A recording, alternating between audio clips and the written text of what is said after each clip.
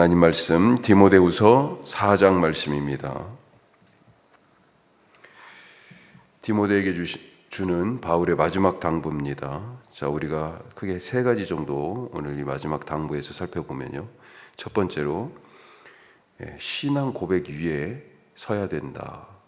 신앙 고백 위에 사역의 집 지어야 된다 하는 것입니다. 자, 바울은 디모데에게 엄히 명령한다고 1절에서 말하죠. 자, 그 근거가 뭘까요?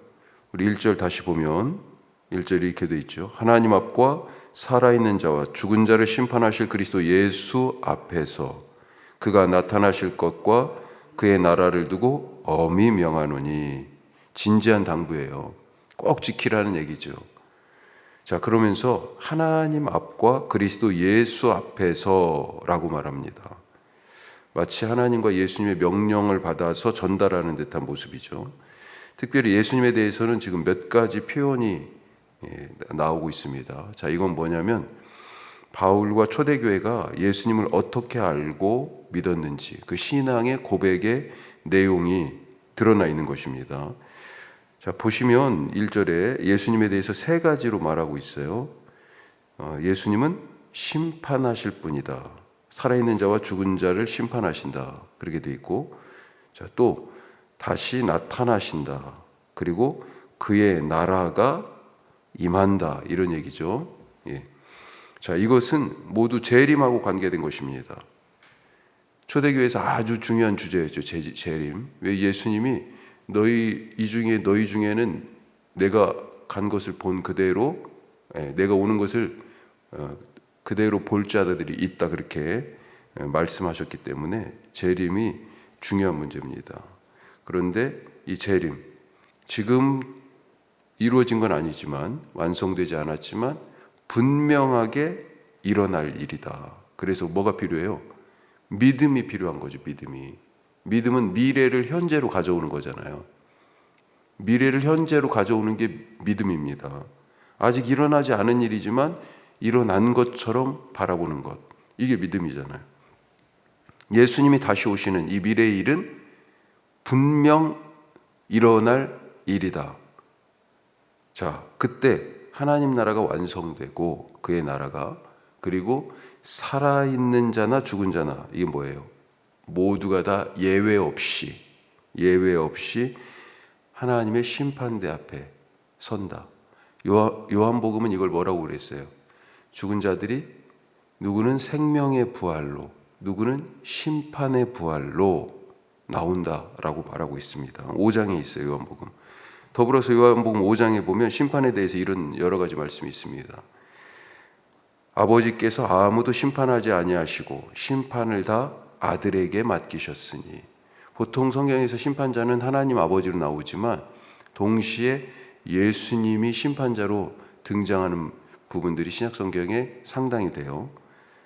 같은 5장의 요한복음, 또 인자됨으로 말미암아 심판하는 권한을 주셨느니라. 아버지 하나님이 예수님께 심판의 권세를 주셨다, 이렇게 표현되어 있고, 요한복음 5장 30절 뒤에 보면 나를 보내신 이의 뜻대로 하려 함으로 내 심판은 의로우니라. 예수님이 자기를 심판자로 소개하시고 내 심판이 정당하다라고 하는 그런 말씀까지 하시죠. 자, 따라서 어떻게 해야 되냐? 우리의 행하는 모든 일들, 이걸 특별히 우리 교회에서의 그리스도의 제자로서의 그런 직분과 관계돼서 얘기한다면 사역이라고 얘기할 수 있겠죠. 복음의 이 일이 신앙 고백 위에 서서 행해져야 한다라고 하는 것입니다. 안 그러면 어떻게 해요? 생명의 부활이 아니라 심판의 부활이 되는 거죠. 예. 늘 하나님 앞과 메시아 예수님 앞에 서 있다라고 하는 마음으로 오늘도 살아가자라고 당부하고 계십니다. 자, 두 번째로, 이걸 다른 말로 얘기하면 전도자의 직무라, 이렇게 얘기할 수 있죠. 전도자의 직무를 다하라. 자, 이 지금 디모데 후서는 목회자 디모데에게 주는 바울의 편지예요.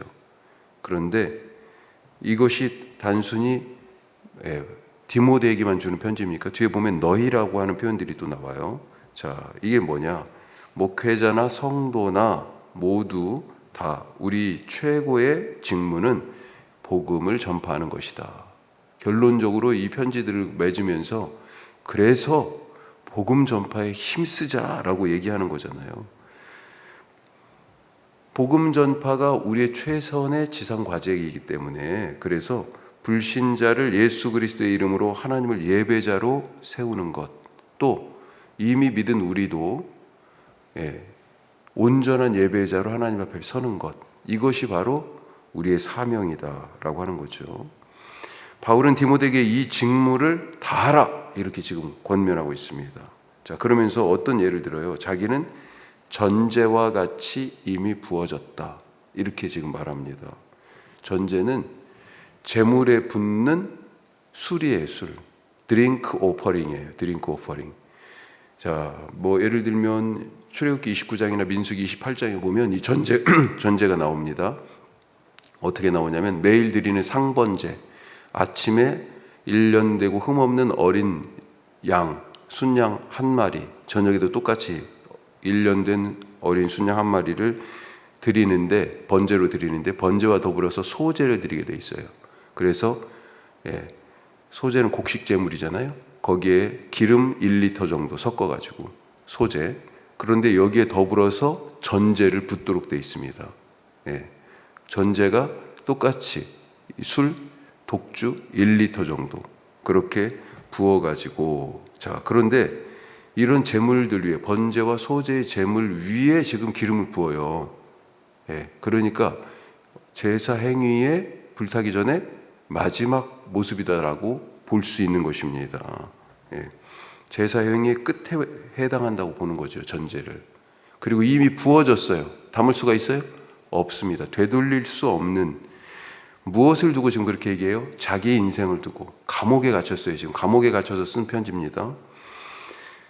바울은 이제 죽음을 피할 수 없다. 전제처럼 내 삶이 이제 부어진, 되돌릴 수 없는 상황이구나 라고 하는 것을 알고 있습니다. 그래서 자기의 삶과 사역을 이 전제에 비유하면서 떠날 시간이 가까워왔다라고 말하면서 나는 선한 싸움을 싸우고 달려갈 길을 마치고 믿음을 다 지켰다라고 고백하고 있습니다. 자, 그러면서 남아있는 디모데도 이렇게 사역에 매진했으면 좋겠다. 자, 이 전제를 지금 얘기했는데 예수님도 사실은 십자가에서 우리가 물과 피를, 몸에 있는 모든 것을 다 쏟으셨다라고 말씀하잖아요. 바로 이런 전제를 붓는 것과 같은 그런 모습이죠. 제가 한 번 더 찾아봤는데 어떤 자료는 이 전제의 뜻을 쏟음, 다 부음, 다 쏟는 것으로 그렇게 그런 뜻이 있다, 문자가. 그런데 히브리어 사전을 찾아보니까 특별히 그런 뜻은 없어요. 그런데 행위가 붓는 것이기 때문에 그렇게 해석하기도 한다라고 그렇게 생각이 됩니다. 하여튼 예수님이 이미 그의 삶이, 그분의 예수님이 삶이 십자가에서 모든 것을 우리를 위하여 다 쏟아버린, 부어버린 전제와 같은 모습인데, 그렇게 우리도 살자, 나도 그렇게 부어졌다라고 바울이 말하고 있습니다. 자, 그러면서 뭐라고 당부해요? 사역에 매진하라고, 다 쏟자라고 얘기하면서 2절 앞부분 보면 같이 한번 읽겠습니다. 4장 2절 앞부분이에요. 너는 말씀을 전파하라. 때를 얻든지 못 얻든지 항상 힘쓰라. 아멘. 자, 그러면서 5절 끝에도 다른 버전이지만 같은 말이죠. 뭐라고 되어 있습니까? 전도자의 일을 하며 내 직무를 다하라. 우리는 가끔 복음 전할, 누군가에게 복음을 전할 때 그런 말 해요. 아직은 때가 아닌 것 같아. 그 사람에게 아직은 때가 아닌 것 같아. 물론 내가 전하면서 그의 반응이 시원치 않을 때 그렇게 얘기하기도 하지만, 어떤 때는요, 아예 전하지도 않으면서 내가 판단해서 아직 그 사람 때가 안 된 것 같아 하면서 전하지도 않아. 내가 복음 전할 기회를 스스로 미루는 것을 핑계 삼는 말로 아직은 때가 아닌 것 같아 라고 혹시 말하는 것은 아닌가. 바울은 분명히 말합니다. 복음을 때를 얻든지 못 얻든지 전하라고. 복음 전할 때가 따로 있는 것이 아니라고 말하고 있어요. 우리가 전도자의 직무를 수행할 때가 따로 있지 않습니다. 지금이에요, 지금. 때는 내가 정하는 것이 아니에요. 예수님도요, 내가 정하는 게 아니야. 아버지 하나님의 권한 아래 있어 아버지께서만 아셔라고. 하나님의 나라가 임할 그때, 재림의 그때를 누가 정하신다고요? 아버지만. 우리는 뭐래요? 지금 바로 그때가 이루어질 것처럼 살아야 된다라고 하는 거죠. 자, 여기서 조금 더 나아가서 이 직무 수행을 그는데 전도자로서의 때를 얻든지 못 얻든지 복음 전하는 이 일을 하는데 사실은 쉽게 무엇이 다 이렇게 술술 풀리는 건 아니라는 겁니다. 어려움이 따른다고 얘기하고 있어요. 3절 4절 보면요. 다시 한번 읽어보죠. 3절 4절입니다. 때가 이르리니 사람이 바른 교훈을 받지 아니하며 귀가 가려워서 자기의 사욕을 따를 스승을 많이 두고 또 그 귀를 진리에서 돌이켜 허탄한 이야기를 따르리라. 무슨 얘기입니까? 한마디로 거절한다는 거죠. 또 반대로 자기들이 원하는 대로 간다는 거죠. 반대하고 거절하고 고집 피운다. 사람들은 그런 반응을 보인다는 거죠. 여기 참 재밌는 표현이 있는데 귀가 가려워서 이렇게 나오죠. 말 그대로예요. 가려운 귀를 그냥 슬슬 긁어주는 것처럼 딱 이 사람들이 듣고 싶은 얘기를 막 한다는 거죠. 예. 그런 사람들을, 그런 얘기들을 스승처럼 여기면서 그래 그대 그냥 그 말을 따라가는 거죠. 그런데 사실은 뭘 따라가는 겁니까? 그 말을 따라가는 게 아니고 자기들 마음속에 이미 그런 욕망, 그런 생각, 사욕이 있었다. 자기 사욕 때문이다 라고 그렇게 자기들이 욕망하고 딱 그 말 해주기를 원했는데 그냥 딱 해주니까 귀를 탁 긁어주니까 팔랑귀가 돼가지고 맞아 하면서 따라간다는 거죠. 예. 그런데 바른 교훈은요, 거절하고 진리에 대해서는 귀를 닫고 이런 허탄한 이야기들을 따른다. 이게 사람들이 반응이라는 거죠. 나는 때를 얻든지 못 얻든지 지금 전제처럼 마지막 모든 힘을 다 쏟아서 다 부어지면서 그렇게 그 사람에게 복음을 전했는데 때로는 박절하게 거절하고 반대하고 아니야 나는 이렇게 살 거야 고집 피우고. 자, 거기에 더해가지고 하나 더 있죠. 어떤 반응을 보여요? 5절에 보니까 중간에 모든 복음 전도자는 직무를 수행하면서 고난을 받을 것을 각오해야 된다. 반대가 그냥 일상적인 반대 정도가 아니라 그 복음을 전하는 나를 죽이려고 하는, 지금 바울이 그런 고난 가운데 옥에 갇혀 있잖아요. 너희도 그럴 각오를, 디모데 너도 그럴 각오를 해야 돼 라고 말하고 있는 것입니다. 자, 오늘 세 번째 말씀. 그럴 때 이 복음 전도자 어때요? 마음이 어떨까요? 예, 더군다나 같이 함께 이 복음의 일을 하던 사람들이 변해버렸어. 자, 9절 말씀 이후에 보십시다. 여러 사람이 등장하고 있습니다. 자, 누구는 이렇게 됐고 누구는 이렇게 됐고 자기 곁에 있던 사람들의 상황들을 지금 얘기해 주고 있죠. 그러면서 디모데에게 너는 이렇게 이제 빨리 좀 왔으면 좋겠어. 올 때 트로이에 들려가지고 거기에 내가 걷어두고 왔는데 그거 가져오고 가죽 종이에 쓴 책 가져오고 그런 것들 얘기를 합니다. 자, 그런데 주변에 있던 사람들 어떻게 됐다고 그랬어요? 그 중에 특별히 눈에 딱 띄는 이름이 대마는 이 세상을 사랑하여 떠났다 이렇게 돼 있습니다. 이 대마가 어디에 나오냐? 골로새서에 나와요. 골로새 교회에 쓴 편지에 바울의 동역자로 누가와 함께 언급돼서 나옵니다. 아마도 골로새 교회 사람 아니었을까 싶은 생각이 드는데 빌레몬서에도 나와요. 빌레몬이 바로 이 골로새 지역에 있었단 말이에요. 거기에도 누가와 더불어서 마가 그리고 아리스다고 그리고 데마 이렇게 같이 바울하고 같이 같은 일행으로 지금 있는 것처럼 나옵니다. 자, 그런데 어디로 갔어요? 그렇게 바울과 함께 협력하여 일하던 이 데마가 세상으로 갔답니다. 오호, 세상으로 갔대요. 또 14절에 보면 복음 전할 때 어떤 일이 있었어요? 에베소에 있는 구리 세공업자 알렉산더, 처음 듣는 이름이지만 구리 세공업자니까 그때 당시 에베소의 사도행전에 보면 아르테미스 신상을 만들어서 파는 사람들이 복음이 막 에베소에 막 퍼지고 마술책들 다 불사르고 이 아데미 신상 가지고 있던 거 우상 다 내놔서 깨부시고 그러니까 우상 장사해 먹던 사람들이 막 난리를 쳤잖아요. 구리 세공업자 아마 우상을 만들었던 사람 같아요. 알렉산더가 얼만큼 바울을 괴롭게 했는지 너도 알지? 그러면서 주의하라고 얘기합니다.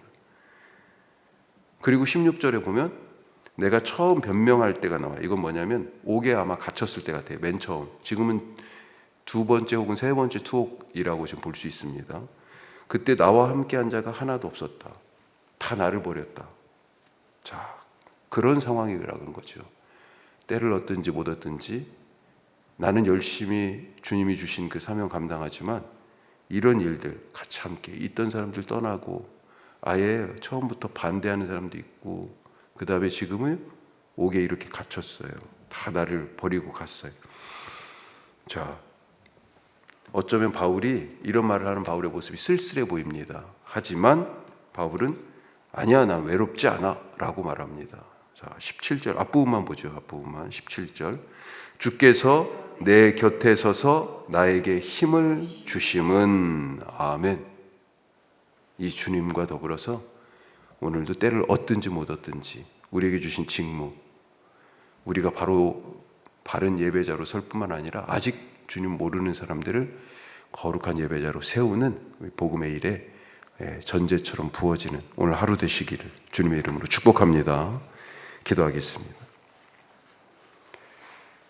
우리 세 가지 말씀 기억하시며 사람은 특히 그리스도인은 신앙의 집 위에, 신앙 고백의 집 위에 세워져야 돼요. 또 그렇게 전도자의 직무를 때를 얻든지 못 얻든지 항상 다 할 수 있길 바라고요. 그 가운데에서 여러 가지 반대와 거절이 있을 수 있습니다. 때로는 고난을 당하지만 언제나 주님이 내 곁에, 다른 사람들 다 떠나지만 주님이 내 곁에 계신 것을 우리 의지하고 오늘도 살아가시길 바라고, 우리 오늘 성막복음센터 다녀오는데 하나님 동행하시고 보게 하시고 만지게 하시고 말씀하여 주옵소서, 깨닫게 하옵소서, 내 안에 거하시는 주님과 동행하게 하여 주옵소서, 그런 은혜를 누리게 해달라고 기도하시고요. 우리 현민지 자매님 외할머니 별세하셨습니다. 위로해 주시기를 바라고, 그리고 우리 홍성희 집사님 어제 수술이 잘 마쳤어요. 그런데 생각보다 상황이 그 수술하지 않았으면 큰일 날 뻔할 정도로 그랬던 것 같아요. 막상 이제 수술을 해보니까 하나님 좋은 기회 주셔서 감사합니다. 잘 치료되게 하시고 회복되게 하옵소서 기도하시고, 우리 황무성 집사님 아버님 위해서도 잘 기도해 주시기 바랍니다. 내일 주일날은 최현성 목사님 정주한교회 목사님 오셔서 말씀 전하시는데 은혜의 시간 되게 하옵소서. 우리 다 같이 기도하겠습니다.